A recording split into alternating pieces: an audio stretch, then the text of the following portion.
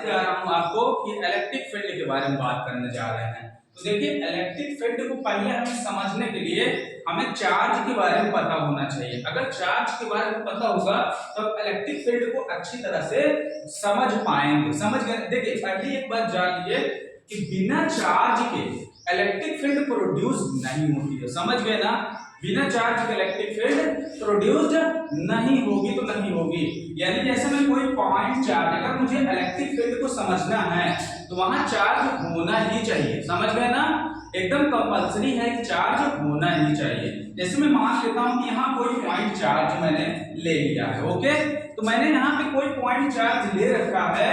अब मुझे जानना कैसे है कि इसमें इलेक्ट्रिक फील्ड प्रोड्यूस हो। तो चलो मैं एक बार बता दे रहा हूँ कि इलेक्ट्रिक फील्ड हम कहें किसे, यानी कि हम ऐसे बनाई हुई परिभाषा अपने से शूट कर सकते हैं, देख के नहीं बताएंगे उसमें से, मतलब किताब में क्या लिखा, किताब में भी वही चीज निकालेगी जो हमने, जब हम अपने से बोल के लिखते हैं ना तो उसका अच्छा इफेक्ट पड़ता है, अच्छे नंबर मिलते हैं, मार्क्स अच्छे मिलते हैं। समझ गए ना? तो हम बोल सकते हैं कि जैसे हम लिखेंगे कैसे बोल, हाँ मतलब किसी भी आवेश के चारों ओर का वह क्षेत्र, ठीक है ना, किसी भी आवेश के चारों ओर का वह क्षेत्र जहां पे अट्रैक्शन और रिपल्शन का इफेक्ट देखे जा सकते हैं। समझ गए? कहने का मतलब किसी आवेश का वह चारों ओर का वह क्षेत्र जहां पे आकर्षण और प्रतिकर्षण का अनुभव किया जा सकता है। समझ गए ना?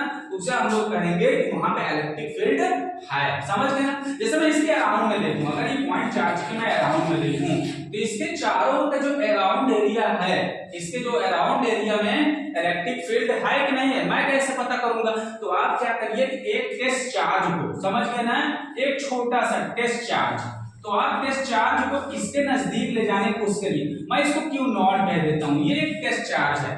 मतलब टेस्ट चार्ज का मतलब सिर्फ जैसे कि हमें सिर्फ पता करना है, इससे कुछ करवाना नहीं है, सिर्फ हमें पता करना है कि यहाँ इलेक्ट्रिक फील्ड प्रोड्यूस्ड हो रही है क्या, बस।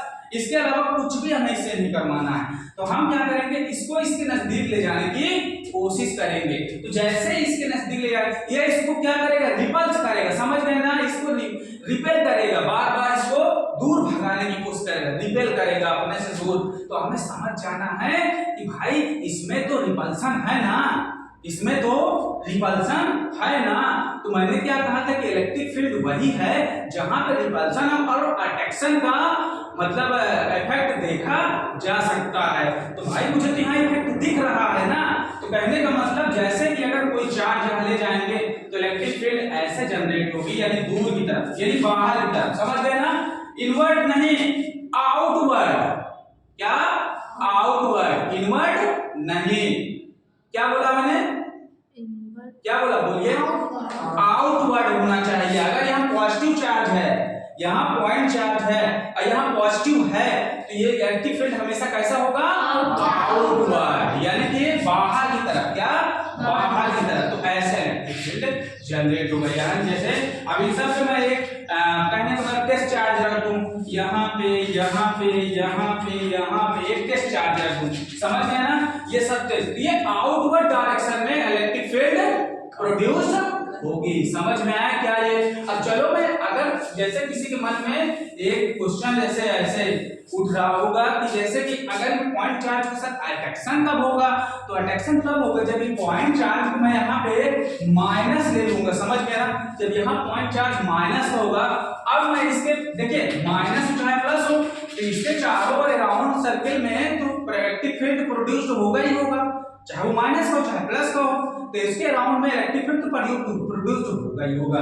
तो कहने का मतलब अगर मैं इसके पास इस टेस्ट चार्ज को ले जाना चाहता हूं तो अब की बार क्या करेगा, इस टेस्ट चार्ज को अट्रैक्ट करेगा। समझ गए ना?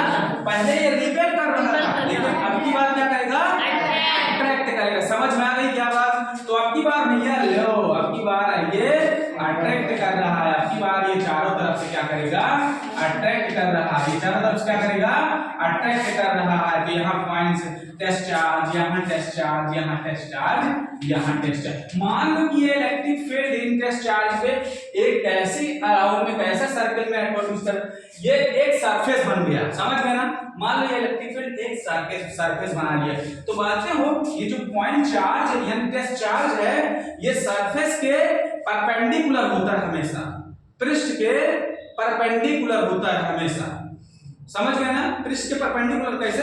जैसे कि मान लो ये ऐसे है, पृष्ठ रखा है, ये पृष्ठ है, अब इसके जैसे ऐसे तो यह 90 डिग्री कोण बनाएगा। समझ गए ना?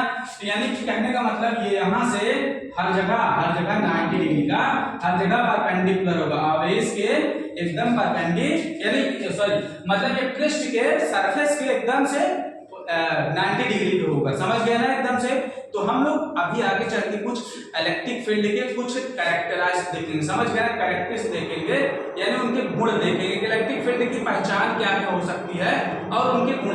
जैसे इलेक्ट्रिक फील्ड लाइंस की बात करूंगा तो लाइंस क्या क्या कहती है? तो तुमने देखा होगा कि लाइन जो विद्युत बल रेखाएं, उसके बारे में सुना है ना 10th में कि वो एक दूसरे को काटती नहीं है, एक दूसरे कार्य का निर्माण करती हैं। तो जैसे कि मैं यहाँ पे हाँ यहाँ प्लस यहाँ पे माइनस चले लो, तो भैया साहब प्लस से माइनस की तरफ, प्लस से माइनस की तरफ, प्लस से माइनस तरफ, ऐसे एक कर्व का निर्माण करती है, ऐसे एक कर्व का ये लाइंस इस प्रकार से, और दूसरे एक दूसरे को कभी काटती नहीं। इलेक्ट्रिक फील्ड लाइन जो होती है एक दूसरे को कभी काटती। हमें याद रखना पड़ेगा कि इलेक्ट्रिक फील्ड को मतलब इलेक्ट्रिक फील्ड एक वेक्टर क्वांटिटी होती है। समझ गए ना बात को? तो हम लोग इलेक्ट्रिक फील्ड को ऐसे लिखते हैं, जानते हो कैसे? अगर मुझे इलेक्ट्रिक फील्ड निकालना हो तो हम लोग ऐसे लिखते हैं, F is equal Q E. तो देखिए ये दोनों वेक्टर क्वांटिटीज हैं, ये दोनों वेक्टर क्वांटिटीज है, तो F is equal Q E. समझ में आया? चलिए ठीक है।